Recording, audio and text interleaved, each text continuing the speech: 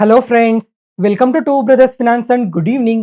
ಇವತ್ತಿನ ದಿನ stock market ಅಲ್ಲಿ ಬೆಳಿಗ್ಗೆಯಿಂದ ಸಂಜೆವರೆಗೂ ಏನ್ ನಡೆದಿದೆ, ನಾಳೆ ನಮ್ಮ ಮಾರ್ಕೆಟ್ಸ್ ಯಾವ ತರ ಇರ್ಬೋದು ಅಂತ ಈ ವಿಡಿಯೋದಲ್ಲಿ ಮಾತಾಡ್ಕೊಳ್ಳೋಣ.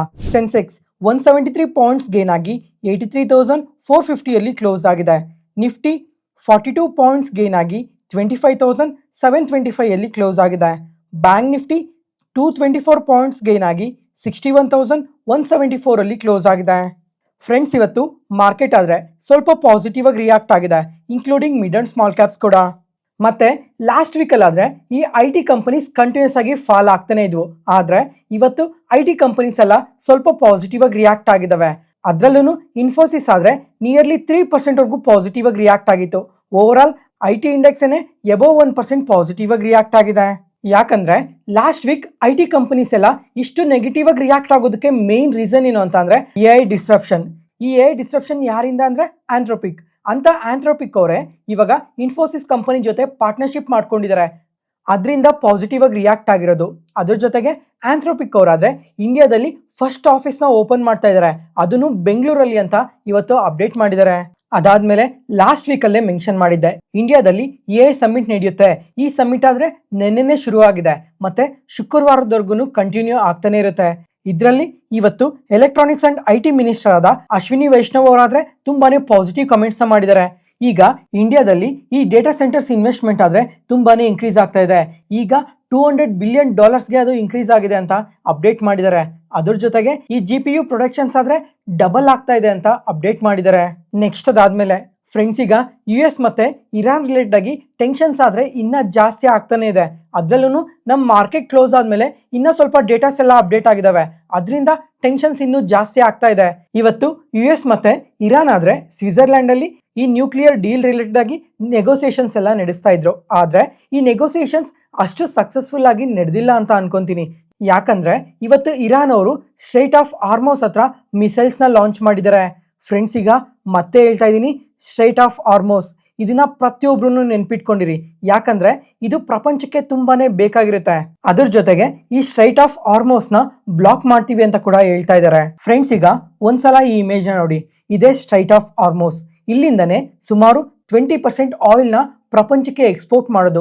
ಒಂದ್ ವೇಳೆ ಈ ಸ್ಟ್ರೈಟ್ ಆಫ್ ಹಾರ್ಮೋಸ್ ಏನಾದ್ರು ಬ್ಲಾಕ್ ಮಾಡಿದ್ರೆ ಅದು ಪ್ರಪಂಚದ ಮೇಲೆ ತುಂಬಾನೇ ಇಂಪ್ಯಾಕ್ಟ್ ಇರುತ್ತೆ. ಅಂದ್ರೆ ಇದರಿಂದ ತುಂಬಾನೇ ಕಂಟ್ರೀಸ್ ಮೇಲೆ ಇಂಪ್ಯಾಕ್ಟ್ ಇರುತ್ತೆ.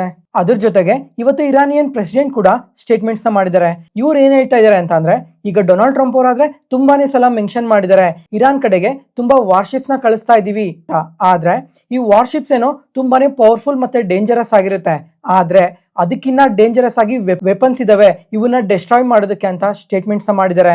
ಫ್ರೆಂಡ್ಸ್, ಈಗ ಇಂಡೈರೆಕ್ಟ್ ಆಗಿ ಇವ್ರು ಏನ್ ಹೇಳ್ತಾ ಇದಾರೆ ಅಂತ ಅಂದ್ರೆ, ಎಂತ ವಾರ್ಶಿಪ್ಪೇ ಬಂದ್ರು ನಾವು ಡೆಸ್ಟ್ರಾಯ್ ಮಾಡೋ ಅಷ್ಟು ಸ್ಟ್ರಾಂಗ್ ಮಿಲಿಟರಿ ಫೋರ್ಸ್ ಇದೆ ನಮ್ಮ ಹತ್ರ ಅಂತ ಹೇಳ್ತಾ ಇದಾರೆ. ನೋಡೋಣ ಇದ್ರ ರಿಲೇಟೆಡ್ ಆಗಿ ಡೊನಾಲ್ಡ್ ಟ್ರಂಪ್ ಅವ್ರ ಕಡೆಯಿಂದ ಯಾವ ತರ ರಿಪ್ಲೈ ಬರುತ್ತೆ ಅಂತ. ಮತ್ತೆ ಫ್ರೆಂಡ್ಸ್, ಈಗ ಒಂದ್ ವೇಳೆ ಓವರ್ ನೈಟ್ ಅಲ್ಲಿ ಏನಾದ್ರು ಸ್ಟ್ರೈಕ್ಸ್ ಏನಾದ್ರು ನಡೆದ್ರೆ ಅದು ನಮ್ಮ ಮಾರ್ಕೆಟ್ ನ ಕೂಡ ಇಂಪ್ಯಾಕ್ಟ್ ಮಾಡೋ ಚಾನ್ಸಸ್ ತುಂಬಾನೇ ಜಾಸ್ತಿ ಇರುತ್ತೆ. ನೆಕ್ಸ್ಟ್ ಅದಾದ್ಮೇಲೆ ಗೋಲ್ಡ್ ಅಂಡ್ ಸಿಲ್ವರ್ ಪ್ರೈಸ್ ಆದ್ರೆ ಲಾಸ್ಟ್ ನೈಟ್ ಗ್ಲೋಬಲ್ ಮಾರ್ಕೆಟ್ಸ್ ಅಲ್ಲಿ ತುಂಬಾನೇ ಫಾಲ್ ಆಗಿದೆ, ಆದ್ರೆ ಆ ಇಂಪ್ಯಾಕ್ಟ್ ನಮ್ಮ ಇಂಡಿಯನ್ ಮಾರ್ಕೆಟ್ ಅಲ್ಲಿ ಕಾಣಿಸಿಲ್ಲ. ಅದರಿಂದನೇ ಇವತ್ತು ಗೋಲ್ಡ್ ಅಂಡ್ ಸಿಲ್ವರ್ ಪ್ರೈಸ್ ಆದ್ರೆ ಸ್ವಲ್ಪ ಮಾತ್ರನೇ ನೆಗೆಟಿವ್ ಆಗಿ ರಿಯಾಕ್ಟ್ ಆಗಿರೋದು.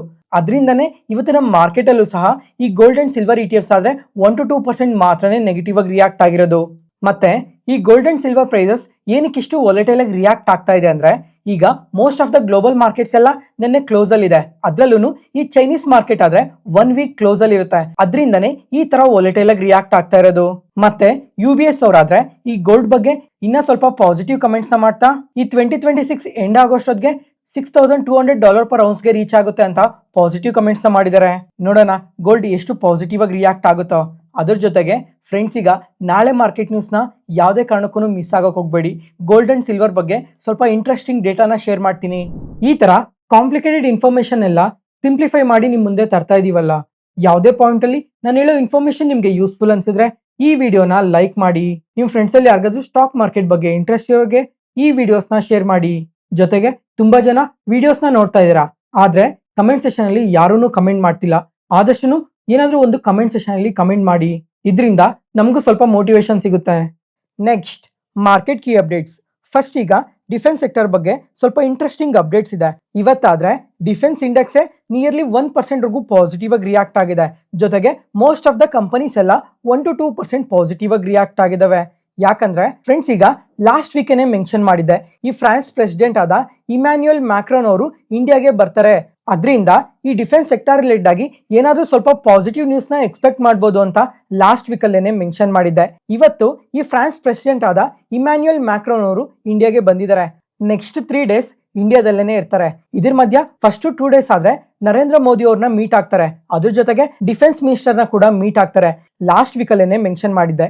ಈಗ ಡಿಫೆನ್ಸ್ ಅಕ್ವಿಸಿಷನ್ ಕೌನ್ಸಿಲ್ ಆದ್ರೆ ಸುಮಾರು 114 ರಫೇಲ್ ಫೈಟರ್ ಜೆಟ್ಸ್ ನ ಫ್ರಾನ್ಸ್ ಇಂದ ಪರ್ಚೇಸ್ ಮಾಡೋದಕ್ಕೆ ಅಪ್ರೂವಲ್ ಕೊಟ್ಟಿದ್ದಾರೆ. ಆದ್ರೆ ಪ್ರೆಸೆಂಟ್ ಇವಾಗ ಯಾವ ತರ ಡಿಸ್ಕಷನ್ಸ್ ನಡೀತಾ ಇದೆ ಅಂತ ಅಂದ್ರೆ, ಸುಮಾರು 30 ರಫೇಲ್ ಫೈಟರ್ ಜೆಟ್ಸ್ ನ ಫ್ರಾನ್ಸ್ ಇಂದ ಇಂಪೋರ್ಟ್ ಮಾಡ್ಕೊಂಡು ಇನ್ನು ಮಿಕ್ಕಿರೋ ಫೈಟರ್ ಜೆಟ್ಸ್ ನೆಲ್ಲ ಇಂಡಿಯಾದಲ್ಲೇನೆ ಮ್ಯಾನುಫ್ಯಾಕ್ಚರ್ ಮಾಡೋ ರಿಲೇಟೆಡ್ ಆಗಿ ಈ ಇಮ್ಯಾನ್ಯುಯಲ್ ಮ್ಯಾಕ್ರಾನ್ ಅವ್ರ ಹತ್ರ ಮಾತಾಡ್ತಾರೆ. ನೋಡೋಣ, ಇದಕ್ಕೇನಾದ್ರೂ ಅಪ್ರೂವಲ್ ಸಿಕ್ಕಿದ್ರೆ ಅದು ನಮ್ಮ ಇಂಡಿಯನ್ ಡಿಫೆನ್ಸ್ ಕಂಪನೀಸ್ಗೆ ತುಂಬಾನೇ ಪಾಸಿಟಿವ್ ಆಗುತ್ತೆ. ನೋಡೋಣ, ಇವತ್ತು ನಾಳೆ ಒಳಗಡೆ ಇದ್ರ ಬಗ್ಗೆ ಕಂಪ್ಲೀಟ್ ಆಗಿ ಅಪ್ಡೇಟ್ ಆಗುತ್ತೆ. ನಮ್ಮ ಇಂಡಿಯನ್ ಗೌರ್ಮೆಂಟ್ ಯಾವ ತರ ಡಿಸಿಷನ್ ತಗೊಂತಾರೆ, ಯಾವ ತರ ಅಪ್ರೂವಲ್ ನ ತಗೊಂತಾರೆ ಅಂತ ನೋಡ್ಬೇಕಾಗಿರುತ್ತೆ. ಮತ್ತೆ ಇಮ್ಯಾನ್ಯುಯಲ್ ಮ್ಯಾಕ್ರಾನ್ ಅವರು 19ನೇ ತಾರೀಕು AI ಸಮಿಟ್ ನ ಕೂಡ ಅಟೆಂಡ್ ಮಾಡ್ತಾರೆ. ನೋಡೋಣ ಅಲ್ಲಿ ಯಾವ ತರ ಅಪ್ಡೇಟ್ಸ್ ಬರ್ಬೋದು ಅಂತ. ಫ್ರೆಂಡ್ಸ್, ಈಗ ನನ್ನ ಒಪಿನಿಯನ್ ನ ಶೇರ್ ಮಾಡ್ತೀನಿ ನೋಡಿ. ಈಗ ಈ ರಫೇಲ್ ಫೈಟರ್ ಜೆಟ್ಸ್ ನ ಏನಾದ್ರು ಇಂಡಿಯಾದಲ್ಲಿ ಮ್ಯಾನುಫ್ಯಾಕ್ಚರ್ ಮಾಡೋ ತರ ಏನಾದ್ರು ಅಪ್ಡೇಟ್ಸ್ ಬಂತು ಅಂದ್ರೆ ಅದು ನಮ್ಮ ಇಂಡಿಯನ್ ಡಿಫೆನ್ಸ್ ಕಂಪನೀಸ್ಗೆ ತುಂಬಾನೇ ಪಾಸಿಟಿವ್ ಆಗುತ್ತೆ.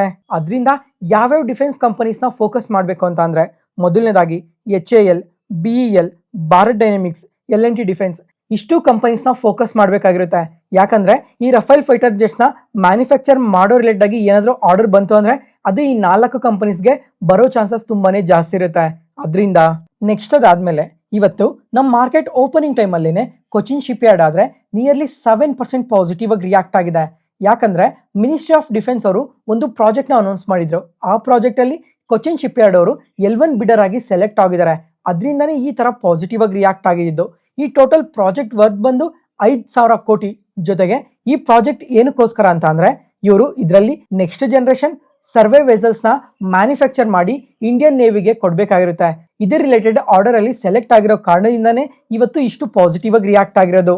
ಮತ್ತೆ ಈ ನೆಕ್ಸ್ಟ್ ಜನರೇಷನ್ ಸರ್ವೆ ವೆಸಲ್ಸ್ ಅಂದ್ರೆ ಇವು ಕೂಡ ಒಂದು ಸ್ಪೆಷಲೈಸ್ ಶಿಪ್ಸ್ ಆಗಿರ್ತವೆ. ಇವಾದ್ರೆ ಅಂಡರ್ ವಾಟರ್ ಅಲ್ಲಿ ಡೇಟಾನ ಕಲೆಕ್ಟ್ ಮಾಡೋದಕ್ಕೆ ಈ ಶಿಪ್ಸ್ ನ ಬಳಸ್ತಾರೆ. ಅದರ ರಿಲೇಟೆಡ್ ಆಗಿ ಆರ್ಡರ್ ಬಂದಿರೋದು. ನೆಕ್ಸ್ಟ್ ಅದಾದ್ಮೇಲೆ ಇವತ್ತು ITC, ಗಾಡ್ಫ್ರೇ ಫಿಲಿಪ್ಸ್ ಆದ್ರೆ ತುಂಬಾ ಪಾಸಿಟಿವ್ ಆಗಿ ರಿಯಾಕ್ಟ್ ಆಗಿದಾವೆ. ಯಾಕಂದ್ರೆ ರೀಸೆಂಟ್ ಆಗಿ ಒಂದ್ಸಲ ಮೆನ್ಷನ್ ಮಾಡಿದ್ದೆ, ಈ 2 ಕಂಪನೀಸ್ ಆಲ್ ಟೈಮ್ ಐಸ್ ಇಂದ ಎಬೋ 40% ಫಾಲ್ ಆಗಿದಾವೆ. ಯಾಕಂದ್ರೆ ಈ ಸಿಗರೇಟ್ಸ್ ಮೇಲೆ ಈ GST ನ 28% ಇಂದ 40%ಗೆ ಇನ್ಕ್ರೀಸ್ ಮಾಡಿದ್ದಾರೆ. ಅದರಿಂದ ಈ ಕಂಪನೀಸ್ಗೆ ತುಂಬಾನೇ ನೆಗೆಟಿವ್ ಆಗುತ್ತೆ ಅಂತ ರೀಸೆಂಟ್ ಆಗಿ ಮೆನ್ಷನ್ ಮಾಡಿದ್ದೆ. ಮತ್ತೆ ಇವತ್ತಾದ್ರೆ ಈ 2 ಕಂಪನೀಸ್ ಪಾಸಿಟಿವ್ ಆಗಿ ರಿಯಾಕ್ಟ್ ಆಗಿದಾವೆ. ಇವತ್ತು ITC ಅವರು ಪ್ರೈಸ್ ಹೈಕ್ ನ ತಗೊಂಡಿದ್ದಾರೆ. ಸುಮಾರು 18% ಇಂದ 41% ವರ್ಗು ಪ್ರೈಸ್ ಹೈಕ್ ನ ತಗೊಂಡಿದ್ದಾರೆ. ಅದರಿಂದನೇ ಇವತ್ತು ಈ 2 ಕಂಪನೀಸ್ ಪಾಸಿಟಿವ್ ಆಗಿ ರಿಯಾಕ್ಟ್ ಆಗಿರೋದು. ಒಂದ್ಸಲ ಈ ಇಮೇಜ್ ನ ನೋಡಿ. ಇಮೇಜ್ ಅಲ್ಲಿ ಕ್ಲಿಯರ್ ಆಗಿ ಗೊತ್ತಾಗುತ್ತೆ ಮುಂಚೆ ಈ ಸಿಗರೇಟ್ ಪ್ರೈಸಸ್ ಯಾವ ತರ ಇತ್ತು, ಪ್ರೆಸೆಂಟ್ ಈಗ ಎಷ್ಟು % ಹೈಕ್ ಮಾಡಿದ್ರೆ ಅಂತ ಕ್ಲಿಯರ್ ಆಗಿ ಗೊತ್ತಾಗುತ್ತೆ. ಫ್ರೆಂಡ್ಸ್, ಈಗ ಪ್ರೈಸ್ ಹೈಕ್ ಏನೋ ತಗೊಂತಾ ಇದ್ದಾರೆ, ಅದು ಈ ಕಂಪನಿಗೆ ಪಾಸಿಟಿವ್ ಆಗುತ್ತೆ. ಯಾವಾಗ ಅಂದ್ರೆ ಸೇಲ್ಸ್ ಕೂಡ ಅದೇ ತರನೇ ಪಾಸಿಟಿವ್ ಆಗಿ ಗ್ರೋ ಆದ್ರೆ ಈ ಕಂಪನಿಗೆ ಪಾಸಿಟಿವ್ ಆಗುತ್ತೆ. ಒಂದ್ ವೇಳೆ ಕಮಿಂಗ್ ಕ್ವಾರ್ಟರ್ಸ್ ಅಲ್ಲಿ ಏನಾದ್ರು ಸೇಲ್ಸ್ ಏನಾದ್ರು ಡ್ರಾಪ್ ಆದ್ರೆ ಈ ಕಂಪನೀಸ್ ಮೇಲೆ ಅದು ತುಂಬಾನೇ ಇಂಪ್ಯಾಕ್ಟ್ ಇರುತ್ತೆ. ನೋಡೋಣ ಕಮಿಂಗ್ ಕ್ವಾರ್ಟರ್ಸ್ ಅಲ್ಲಿ ಇವರು ಯಾವ ತರ ರಿಸಲ್ಟ್ಸ್ ನ ಪೋಸ್ಟ್ ಮಾಡ್ತಾರೆ ಅಂತ. ನೆಕ್ಸ್ಟ್ ಅದಾದ್ಮೇಲೆ ಇವತ್ತು ಕಲ್ಯಾಣ್ ಜ್ಯುವೆಲರ್ಸ್ ಪ್ರಮೋಟರ್ ಆದ್ರೆ ಸುಮಾರು 4.5 ಲಕ್ಷ ಶೇರ್ಸ್ ನ ಬೈ ಮಾಡಿದ್ದಾರೆ. ಮತ್ತೆ ಲಾಸ್ಟ್ 10 days ಅಲ್ಲೇನೆ ಸುಮಾರು 9 ಲಕ್ಷ ಶೇರ್ಸ್ ನ ಬೈ ಮಾಡಿದ್ದಾರೆ. ಯಾವುದೇ ಕಂಪನಿಯಲ್ಲಿ ಪ್ರಮೋಟರ್ಸ್ ಈ ತರ ಸ್ಟೇಕ್ ನ ಇನ್ಕ್ರೀಸ್ ಮಾಡ್ಕೊಂತಾ ಇದ್ದಾರೆ ಅಂತ ಅಂದ್ರೆ ಕಮಿಂಗ್ ಕ್ವಾರ್ಟರ್ಸ್ ಅಲ್ಲಿ ಆ ಕಂಪನೀಸ್ ಅಲ್ಲಿ ಸ್ವಲ್ಪ ಬೆಟರ್ ಗ್ರೋತ್ ನ ಎಕ್ಸ್ಪೆಕ್ಟ್ ಮಾಡ್ಬೋದು ಅಂತಾನೆ ಪ್ರಮೋಟರ್ಸ್ ಈ ತರ ಸ್ಟೇಕ್ ನ ಇನ್ಕ್ರೀಸ್ ಮಾಡ್ಕೊಳೋದು. ಈಗ ಈ ಕಲ್ಯಾಣ್ ಜ್ಯುವೆಲರ್ಸ್ ಆದ್ರೆ Q3 ಅಲ್ಲಿ ತುಂಬಾನೇ ಸ್ಟ್ರಾಂಗ್ ರಿಸಲ್ಟ್ಸ್ ನ ಪೋಸ್ಟ್ ಮಾಡಿದ್ರು. ಜೊತೆಗೆ ಪಾಸಿಟಿವ್ ಗೈಡೆನ್ಸ್ ನ ಕೂಡ ಕೊಟ್ಟಿದ್ದಾರೆ. ನೋಡೋಣ ಕಮಿಂಗ್ ಕ್ವಾರ್ಟರ್ಸ್ ಅಲ್ಲಿ ಇವರು ಯಾವ ತರ ರಿಸಲ್ಟ್ಸ್ ನ ಪೋಸ್ಟ್ ಮಾಡ್ತಾರೆ ಅಂತ. ಮತ್ತೆ ಗೋಲ್ಡ್ ಪ್ರೈಸಸ್ ಆದ್ರೆ ಯಾವ ತರ ಪಾಸಿಟಿವ್ ಆಗಿ ಗ್ರೋ ಆಗಿದ್ವು ಅಂತ ಎಲ್ಲರಿಗೂ ಗೊತ್ತೇ ಇದೆ. ನೋಡೋಣ ಕಮಿಂಗ್ ಟೈಮಲ್ಲೂ ಗೋಲ್ಡ್ ಪ್ರೈಸಸ್ ಪಾಸಿಟಿವ್ ಆಗಿ ಗ್ರೋ ಆಗುತ್ತಾ ಅಥವಾ ಫಾಲ್ ಆಗುತ್ತಾ ಅಂತ.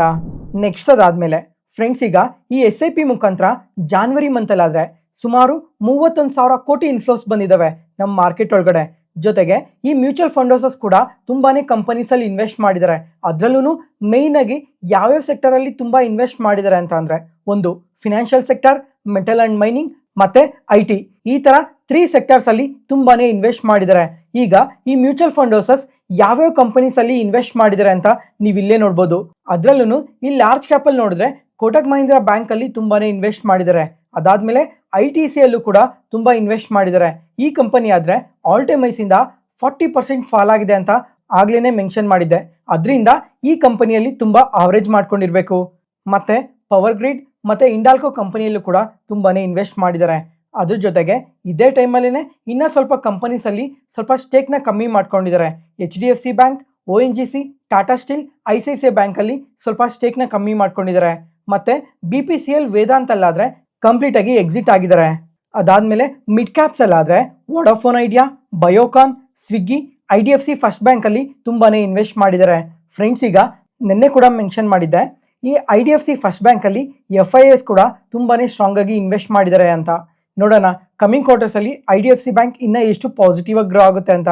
ಅದಾದಮೇಲೆ ಯಾವ್ಯಾವ ಕಂಪನೀಸಲ್ಲಿ ಸೆಲ್ ಮಾಡಿದ್ದಾರೆ ಅಂತ ಅಂದರೆ ಬಜಾಜ್ ಹೌಸಿಂಗ್ ಫೈನಾನ್ಸ್, ನಾಲ್ಕೋ, REC, ಸುಜ್ಲಾನಲ್ಲಿ ತುಂಬಾ ಸೆಲ್ ಮಾಡಿದ್ದಾರೆ. ಜೊತೆಗೆ ಸ್ಮಾಲ್ ಕ್ಯಾಪಲ್ಲೂ ಕೂಡ ತುಂಬಾ ಕಂಪನೀಸಲ್ಲಿ ಇನ್ವೆಸ್ಟ್ ಮಾಡಿದ್ದಾರೆ. ಆದಿತ್ಯ ಬಿರ್ಲಾ ಲೈಫ್ ಸ್ಟೈಲ್, ಸೆಗ್ಯುಲಿಟಿ ಇಂಡಿಯಾದಲ್ಲೂ ಕೂಡ FIIs ಆದರೆ Q3 ತುಂಬಾ ಇನ್ವೆಸ್ಟ್ ಮಾಡಿದ್ದಾರೆ. ಅದಾದಮೇಲೆ Ujjivan small finance bank, Bandhan ಬ್ಯಾಂಕಲ್ಲಿ ಮ್ಯೂಚುವಲ್ ಫಂಡ್ ಹೌಸಸ್ ತುಂಬಾ ಇನ್ವೆಸ್ಟ್ ಮಾಡಿದ್ದಾರೆ. ಜೊತೆಗೆ ಇದೇ ಟೈಮಲ್ಲೇ ಯಾವ್ಯಾವ ಕಂಪನೀಸಿಂದ ತುಂಬ ಸೆಲ್ ಮಾಡಿದ್ದಾರೆ ಅಂತ ನೀವು ಇಲ್ಲೇ ನೋಡ್ಬೋದು. ಅದಾದಮೇಲೆ ಫ್ರೆಂಡ್ಸ್, ಈಗ ನೀವು ಸಹ ಯಾವುದಾದ್ರೂ ಒಂದು ಕಂಪನಿಯಲ್ಲಿ ತುಂಬಾ ಇನ್ವೆಸ್ಟ್ ಮಾಡಿದರೆ ಯಾವ ಕಂಪನಿ ಅಂತ ಒಂದ್ಸಲ ಕಮೆಂಟ್ ಸೆಷನಲ್ಲಿ ಕಮೆಂಟ್ ಮಾಡಿ. ಅದ್ರ ಜೊತೆಗೆ ಯಾವ ರೀಸನ್ಸ್ ಮೇಲೆ ಇನ್ವೆಸ್ಟ್ ಮಾಡ್ತಾ ಇದ್ದೀರಾ ಅಂತ ಕೂಡ ಒಂದ್ಸಲ ಕಮೆಂಟ್ ಸೆಷನಲ್ಲಿ ಕಮೆಂಟ್ ಮಾಡಿದ್ರೆ ಇನ್ನು ಮಿಕ್ಕಿರೋ ಸಬ್ಸ್ಕ್ರೈಬರ್ಸ್ಗೂ ಕೂಡ ಅದು ತುಂಬಾ ಉಪಯೋಗ ಆಗುತ್ತೆ. ಯಾವ ರೀಸನ್ಸಿಂದ ನೀವು ಪಿಕ್ ಮಾಡ್ತಿದ್ದೀರಾ ಅಂತ ಕ್ಲಿಯರಾಗಿ ಗೊತ್ತಾಗುತ್ತೆ. ಅದಕ್ಕೋಸ್ಕರ ನೆಕ್ಸ್ಟ್ ಅದಾದಮೇಲೆ ಅದಾನಿ ಎಂಟರ್ಪ್ರೈಸಸ್ ಇವತ್ತು ಎಬೌಟ್ 2% ಪಾಸಿಟಿವ್ ಆಗಿ ರಿಯಾಕ್ಟ್ ಆಗಿದೆ. ಯಾಕಂದರೆ ಈ ಗೌತಮ್ ಅದಾನಿ ಅವ್ರ ಕಡೆಯಿಂದ ತುಂಬಾ ಇಂಟ್ರೆಸ್ಟಿಂಗ್ ಅಪ್ಡೇಟ್ಸ್ ಬಂದಿದೆ. ಇವರಾದರೆ ಈ AI ಡೇಟಾ ಸೆಂಟರ್ಸ್ ಲೆಡ್ ಆಗಿ ಸುಮಾರು $100 ಬಿಲಿಯನ್ ಇನ್ವೆಸ್ಟ್ ಮಾಡ್ತೀವಿ.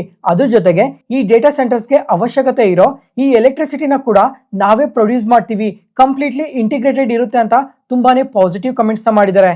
ಮತ್ತು ಫ್ರೆಂಡ್ಸ್, ಈಗ ಈ ಡೇಟಾ ಸೆಂಟರ್ಸ್ ಲೇಟಾಗಂತೂ ತುಂಬಾ ಇನ್ವೆಸ್ಟ್ ಮಾಡ್ತೀವಿ ಅಂತ ತುಂಬ ಕಂಪನೀಸೇ ಮೆನ್ಷನ್ ಮಾಡ್ತಾನೆ ಇದ್ದಾರೆ.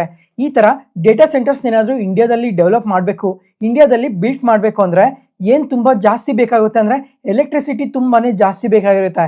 ಅದರಿಂದ ಈ ಪವರ್ ಜನರೇಷನ್ ಕಂಪನೀಸ್ಗಂತೂ ಇದರಿಂದ ತುಂಬಾ ಆಪರ್ಚುನಿಟಿ ಕ್ರಿಯೇಟ್ ಆಗುತ್ತೆ. ಅದಾದಮೇಲೆ ಈ ಡೇಟಾ ಸೆಂಟರ್ಸಲ್ಲಿ ಫ್ರೆಶ್ ವಾಟರ್ ಕೂಡ ತುಂಬಾ ಉಪಯೋಗಿಸ್ತಾರೆ. ಅದರಿಂದ ಈ ವೇಸ್ಟ್ ವಾಟರ್ ರಿಲೇಟೆಡ್ ಆಗಿ ವರ್ಕ್ ಮಾಡೋ ಕಂಪನೀಸ್ಗೂ ತುಂಬಾ ಅಡ್ವಾಂಟೇಜ್ ಇರುತ್ತೆ. ನೋಡೋಣ ನೆಕ್ಸ್ಟ್ 4-5 ಇಯರ್ಸಲ್ಲಿ ಈ ಡೇಟಾ ಸೆಂಟರ್ಸಿಂದ ಯಾವ್ಯಾವ ಸೆಕ್ಟರ್ಸ್ಗೆ ಮತ್ತು ಯಾವ್ಯಾವ ಕಂಪನೀಸ್ಗೆ ಅಡ್ವಾಂಟೇಜ್ ಆಗುತ್ತೆ ಅಂತ. ನೆಕ್ಸ್ಟ್ ಅದಾದಮೇಲೆ ಹೈವೇ ಇನ್ಫ್ರಾಸ್ಟ್ರಕ್ಚರ್ ಇವತ್ತಾದರೆ ಎಬೋ 7% ಪಾಸಿಟಿವ್ ಆಗಿ ರಿಯಾಕ್ಟ್ ಆಗಿದೆ. ಯಾಕಂದರೆ ನ್ಯಾಷನಲ್ ಹೈವೇ ಅಥಾರಿಟಿ ಆಫ್ ಇಂಡಿಯಾಯಿಂದ ಸುಮಾರು 155 crores ವರ್ತ್ ಆಫ್ ಕಾಂಟ್ರಾಕ್ಟ್ ಬಂದಿದೆ. ಅದರಿಂದನೇ ಈ ಥರ ಪಾಸಿಟಿವ್ ಆಗಿ ರಿಯಾಕ್ಟ್ ಆಗಿರೋದು. ಈ ಕಾಂಟ್ರಾಕ್ಟಲ್ಲಿ ಈ ಟೋಲ್ ಪ್ಲಾಜಾನೆಲ್ಲ ಆಪರೇಷನ್ ಆ್ಯಂಡ್ ಮೇಂಟೆನೆನ್ಸ್ ಮಾಡಬೇಕು ಅಂತ ಅಪ್ಡೇಟ್ ಮಾಡಿದ್ದಾರೆ. ನೆಕ್ಸ್ಟ್ ಅದಾದಮೇಲೆ ಟೆಕ್ಸ್ಮ್ಯಾಕೋ ರೈಲ್ ಈ ಕಂಪನಿ ಆದರೆ ಇವತ್ತು ನಮ್ಮ ಮಾರ್ಕೆಟ್ ಓಪನಿಂಗ್ ಟೈಮಲ್ಲೇ 11% ಪಾಸಿಟಿವ್ ಆಗಿ ರಿಯಾಕ್ಟ್ ಆಗಿದೆ. ಜೊತೆಗೆ ಲಾಸ್ಟ್ 1 ವೀಕಿಂದ ಕೂಡ ಈ ಕಂಪನಿ ಕಂಟಿನ್ಯೂಸ್ ಆಗಿ ಫಾಲ್ ಆಗ್ತಾನೆ ಬರ್ತಾ ಇತ್ತು. ಯಾಕಂದರೆ ಈ ಕ್ವಾರ್ಟರಲ್ಲಿ ಕಂಪ್ಲೀಟ್ಲಿ ವೀಕ್ ರಿಸಲ್ಟ್ಸ್ನ ಪೋಸ್ಟ್ ಮಾಡಿದ್ರು. ಅದರಿಂದ ಆದರೆ ಸ್ಟ್ರಾಂಗ್ ಆರ್ಡರ್ಸ್ ಬಂದಿರೋದ್ರಿಂದ ಸುಮಾರು 11% ಪಾಸಿಟಿವ್ ಆಗಿ ರಿಯಾಕ್ಟ್ ಆಗಿದೆ. ಸದರ್ನ್ ರೈಲ್ವೇಸಿಂದ ಸುಮಾರು 27 crore ಆರ್ಡರ್ ಬಂದಿದೆ. ಅದಾದಮೇಲೆ ಮುಂಬೈಯಿಂದ ಇನ್ನೊಂದು 219 crores ಆರ್ಡರ್ ಬಂದಿದೆ. ಅದರಿಂದನೇ ಈ ಥರ ಪಾಸಿಟಿವ್ ಆಗಿ ರಿಯಾಕ್ಟ್ ಆಗಿರೋದು. ನೆಕ್ಸ್ಟ್ ಅದಾದಮೇಲೆ ಓಲಾ ಎಲೆಕ್ಟ್ರಿಕ್ ಈ ಕಂಪನಿ ಬಗ್ಗೆ ನಿನ್ನೆನೇ ಮೆನ್ಷನ್ ಮಾಡಿದ್ದೆ. ಇವರಾದರೆ ಈ ಕ್ವಾರ್ಟರಲ್ಲಿ ಕಂಪ್ಲೀಟ್ಲಿ ವೀಕ್ ರಿಸಲ್ಟ್ಸ್ನ ಪೋಸ್ಟ್ ಮಾಡಿದ್ದಾರೆ. ಅದ್ರ ಜೊತೆಗೆ ಮಾರ್ಕೆಟ್ ಶೇರ್ ಕೂಡ ಫಾಲ್ ಆಗಿದೆ. ಅದರಿಂದ ನಿನ್ನೆ ಆದರೆ ನಿಯರ್ಲಿ 5% ನೆಗೆಟಿವ್ ಆಗಿ ರಿಯಾಕ್ಟ್ ಆಗಿತ್ತು. ಇವತ್ತೂ ಅಷ್ಟೇ ನಿಯರ್ಲಿ 4 to 5% ಫಾಲ್ ಆಗಿದೆ. ನಿನ್ನೆ ಆದರೆ ಆಮ್ಕೆ ಗ್ಲೋಬಲ್ ಅವರು ಈ ಕಂಪನಿಗೆ ಸೆಲ್ ರೇಟಿಂಗ್ ಕೊಟ್ಟು ಟಾರ್ಗೆಟ್ ಪ್ರೈಸ್ ₹20 per share ಅಂತ ಅಪ್ಡೇಟ್ ಮಾಡಿದ್ರು. ಅದ್ರ ಜೊತೆಗೆ ಇವತ್ತಾದರೆ ಸಿಟಿ ಅವರು ಕೂಡ ಮುಂಚೆ ಇವ್ರಿಗೆ ಬೈ ರೇಟಿಂಗ್ ಕೊಟ್ಟಿದ್ರು, ಅದನ್ನ ಇವಾಗ ಚೇಂಜ್ ಮಾಡ್ತಾ ಸೆಲ್ ರೇಟಿಂಗ್ ಕೊಟ್ಟಿದ್ದಾರೆ. ಟಾರ್ಗೆಟ್ ಪ್ರೈಸ್ ಆದರೆ ₹55 ಇಂದ ₹27ಗೆ ಕಟ್ ಮಾಡಿದ್ದಾರೆ. ನೋಡೋಣ ಕಮಿಂಗ್ ಟೈಮಲ್ಲಾದರೂ ಇವರು ಮಾರ್ಕೆಟ್ ಶೇರ್ನ ಇನ್ಕ್ರೀಸ್ ಮಾಡ್ಕೊತಾರಾ ಇಲ್ವಾ ಅಂತ. ಇವತ್ತಿಗೆ ಅಪ್ಡೇಟ್ಸ್ ಮುಗೀತು. ಈ ವಿಡಿಯೋ ಇಷ್ಟ ಆದರೆ ಲೈಕ್ ಮಾಡಿ, ಶೇರ್ ಮಾಡಿ, ಸಬ್ಸ್ಕ್ರೈಬ್ ಆಗಿ. ಮತ್ತೆ ನಾಳೆ ಹೊಸ ಸ್ಟಾಕ್ ಮಾರ್ಕೆಟ್ ನ್ಯೂಸ್ ಅನಾಲಿಸಿಸ್ ವಿಡಿಯೋಸಲ್ಲಿ ಸಿಗೋಣ. ನಾನು ಹೇಳಿದ ಇನ್ಫಾರ್ಮೇಷನಲ್ಲಿ ಯಾವುದೇ ಥರ ಡೌಟ್ ಇದ್ರೂ ಕಮೆಂಟ್ ಸೆಷನಲ್ಲಿ ಕಮೆಂಟ್ ಮಾಡಿ. ಪ್ರತಿಯೊಂದು ಕಮೆಂಟ್ಗೂ ರಿಪ್ಲೈ ಕೊಡ್ತೀನಿ. Thank you.